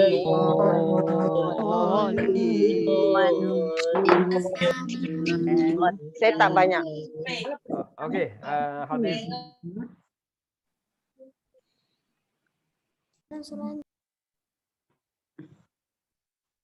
Ustaz kena unmute Ustaz. Saya kena unmute semua. Ustaz kena unmute. Ustaz termute. Termute berkali. Okey, saya minta ya. Okey, yang lain Ustaz, boleh mute Ustaz, kembali. ada soalan ruangan chat Ustaz. Ya. Ada soalan di ruangan chat. Oh, dia orang nge-chat Banyak soalan tu. Tak sempat nak baca ni. Banyak sangat. Nanti Okey. saya share. Siapa kita akan tulis semula Ya. yang apa dalam chat. Hmm. Nanti untuk Siri akan datang, kita bagi pada Ustaz untuk jawablah. Okey, boleh. Saya Saya ingat boleh begitulah. share transkrip tu pada Ustaz untuk Ustaz go through lah apa-apa chat yang ada di sini. Ya, ya. Boleh sharekan pada Ustaz untuk Ustaz dapat baca dan dapat jawablah soalan tu insya-Allah. Okey, baik insya-Allah. Saya buat begitu insya-Allah. Okey, okey untuk ruangan Siri Murattal ini kita lihat secara umumnya tadi alhamdulillah ada yang boleh fokus pada lagu tu dah cantik ya. Dengan bacaan ada yang lagu tu bentuk sama macam Masyari. Tapi dah 400 orang baca serentak. Yang mana satu sampai pun saya tak tahu. Mungkin yang betul-betul datang Masyari kat sana pun baca juga. Begitulah. Jadi tuan sekalian, ada perempuan yang dirahmati Allah SWT sekalian. 11.57 jam di tangan saya menunjukkan masa dah mencemburui pertemuan kita di pagi ini insya-Allah. Jadi saya nak jawab soalan tak sempat. Kemudian nak buat penerangan penambahan pun rasa takut mengambil masa tuan-tuan dan puan-puan untuk meneruskan tugasan-tugasan yang lain.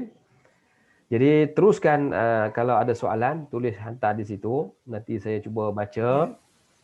Dan kiranya ada siri-siri yang akan datang, kita akan fokuskan balik. Kalau contohnya bab wuduk, di mana lazim kita buat kesalahan di dalam wuduk. Ya, ini satu asas, perkara asas dalam kehidupan kita dan asas dalam solat. Kalau wuduk tak betul, kita bimbang solat kita juga tak sah. Itu satu asas yang pertama. Yang kedua dalam bacaan bacaan kalau kita kata apa? Dalam bacaan Al-Quran, Fatihah ni wajib kita baca dengan betul. Sehingga Imam An-Nawawi kata apa? Aku tidak mengatakan seseorang imam itu bacanya batal solat dalam bacaan beliau. Ya, selagi mana dia dalam usaha untuk belajar. Dia belajar Quran, tapi doa Rahmanir Rahim masih lagi tak tepat. Bil alamin dan sebagainya. Kalau menyebut tak kena, dia niat nak sebut betul tapi tak kena, tapi dalam belajar dia masih dalam keadaan tak berdosa, tak salah lagi. Ya, kalau jadi imam pun tak batal solatnya. Tapi kalau disengajakan dibaca dengan keadaan salah tanpa belajar dan terus belajar tanpa ada niat nak belajar, nak baiki sebutan itu, maka solat itu dibimbangi, kata Imam An-Nawawi, takut solat itu batal. Tapi kena ada niat di hati kita. Cuba nak betul, cuba nak perelokkan, cuba nak cantikkan sebutan. Cuma tak dapat lagi di ketika ini sedang belajar. Kerana sedang belajar itu ada kemaafannya.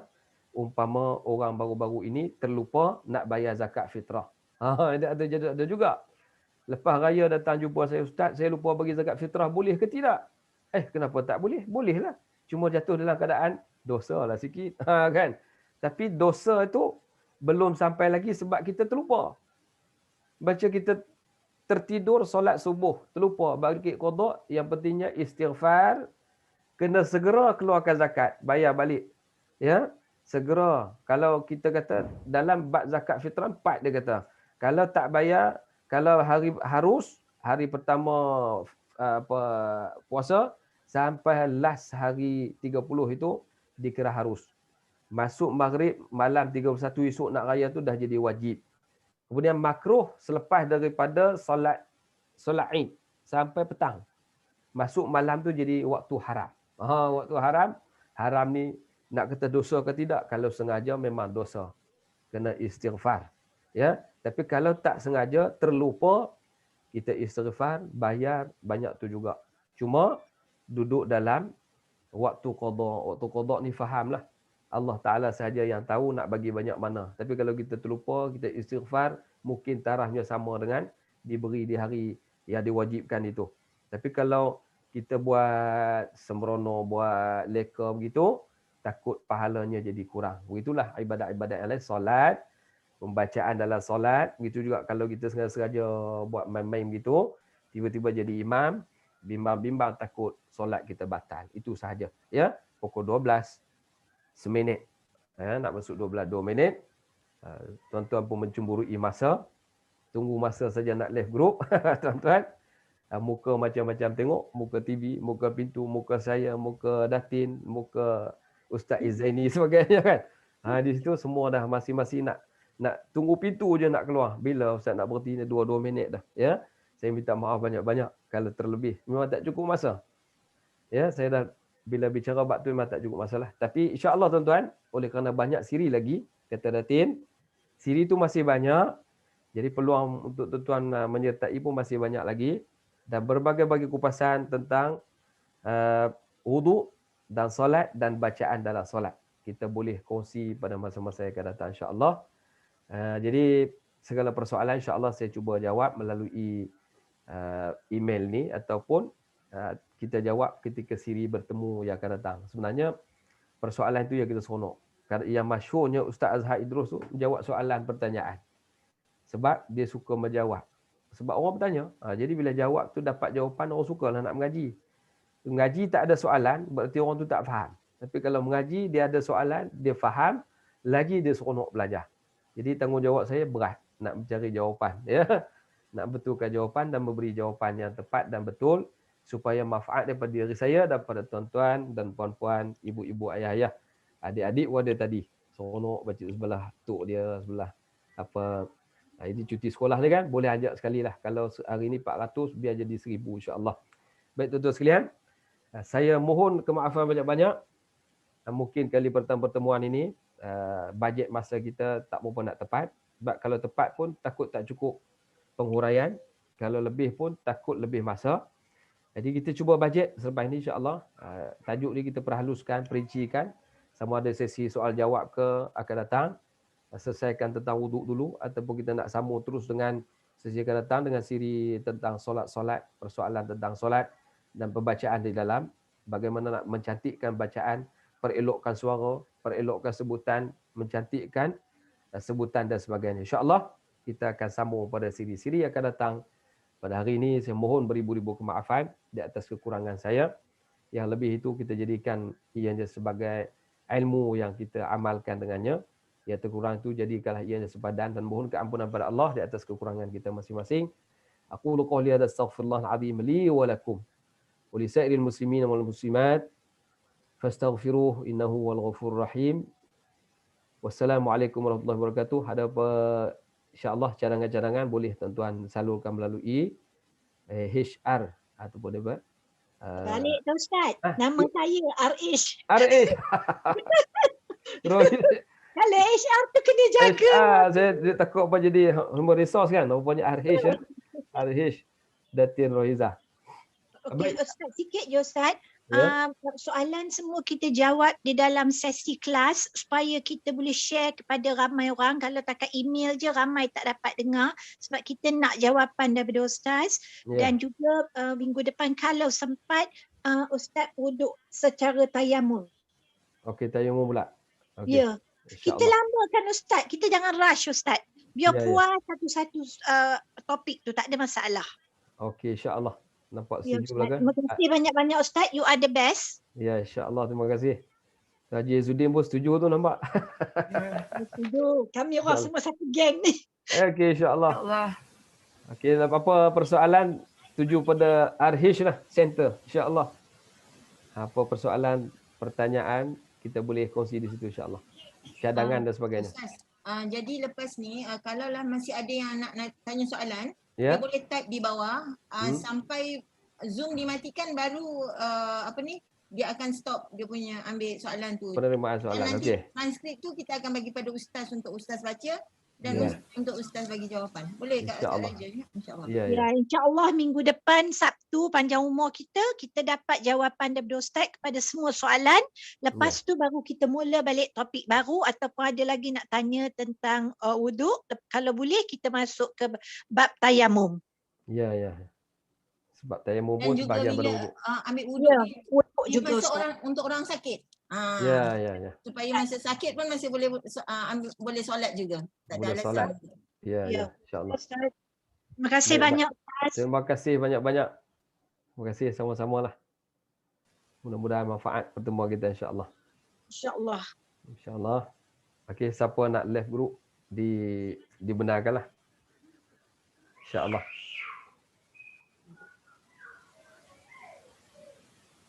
Pak Ustaz nak berdoa ke? Dia nak Ustaz nak berdoa untuk kita semua. Itulah kita tunggu Ustaz nak Oh, berdoa. nak ada doa. Okey, tak apa. Ustaz. Okey, kita doa Kita sikit. tunggu je doa Ustaz. Okey, saya tak perasan pula nak tunggu doa. Okey, tak apalah, kita doa sikit.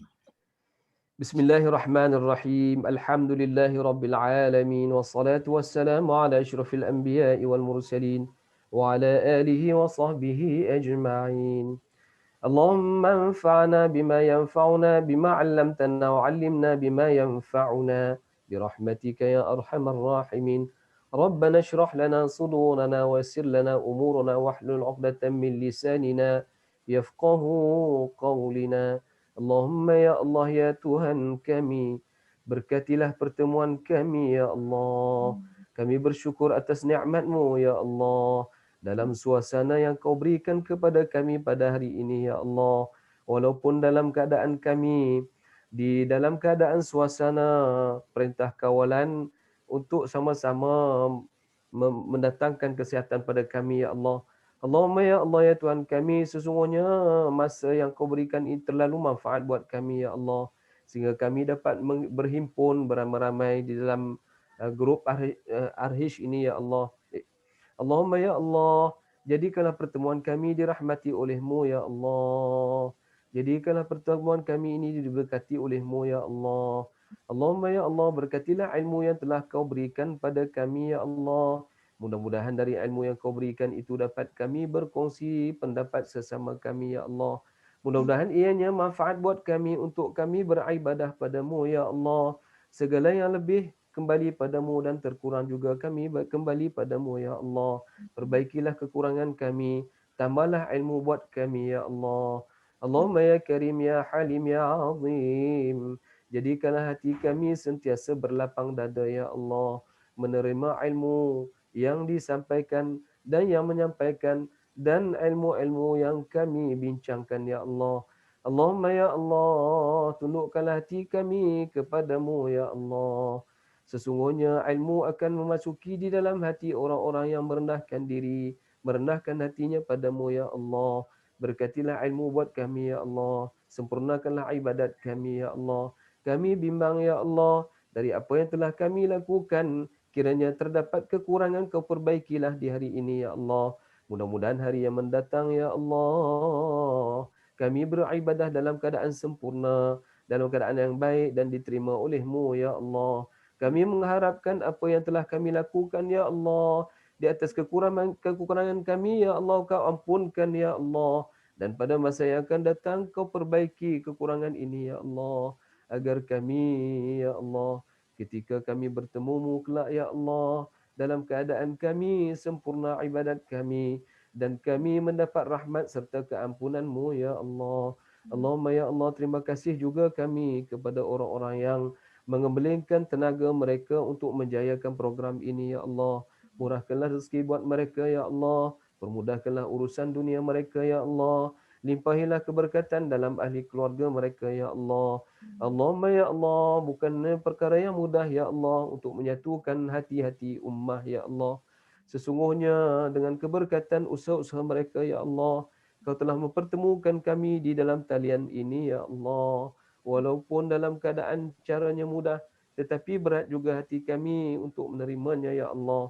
Mudah-mudahan dengan ketautan hati kami yang bertemu di hari ini ya Allah, menjadikan kami lebih berkasih sayang bermesra sesama kami di dalam mempelajari ilmu-Mu ya Allah. Dengan penuh yakin, dengan penuh ketenangan, dengan penuh ketakwaan kami padamu ya Allah. Kami mempelajari ilmu, memperbaiki kekurangan kami ya Allah dengan keizinan-Mu jua ya Allah.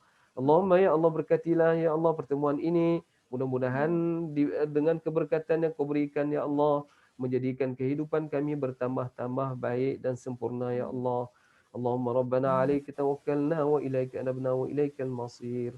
Sallallahu ala sayyidina Muhammad wa ala alihi wa sahbihi wa baraka wa sallam. Walhamdulillahi rabbil alamin. Taqabbalallahu minkum. Okey, kita Jazakallah khairan. saya serah kepada ni lah, kepada yang apa admin dia. Terima kasih banyak Ustaz. Sama-sama Natin, semua kepada grup-grup dan tuan-tuan dan puan-puan sekalian. InsyaAllah kita bertemu lagi ya. InsyaAllah. InsyaAllah Jadi Ustaz. diberi keizinan untuk tuan-tuan lah dan puan-puan untuk les. InsyaAllah. Terima kasih Ustaz. Assalamualaikum. Assalamualaikum warahmatullahi wabarakatuh. Waalaikumsalam. Terima kasih Ustaz. Assalamualaikum. Assalamualaikum Ustaz. Waalaikumsalam. Assalamualaikum. Jazakumullah. Barakallah Ustaz. Barakallah. Terima kasih Ustaz. Sama-sama. ilmu hari ini. Sama. InsyaAllah kita bertemu lagi. Ustaz. Ya, kita jumpa lagi insyaAllah. Allah ibarak fik ya Ustaz. InsyaAllah Ustaz. Kita Barakallah sambung fiik. lagi. InsyaAllah, insyaAllah. Nanti InsyaAllah. saya akan kongsikan Ya, dia punya insyaAllah. transkrip ya Ustaz. InsyaAllah. Ya, ya. Assalamualaikum. Terima kasih Ustaz. Sama-sama. Terima kasih Ustaz. Assalamualaikum. Waalaikumsalam warahmatullahi wabarakatuh. Terima kasih Arif Center. Sama.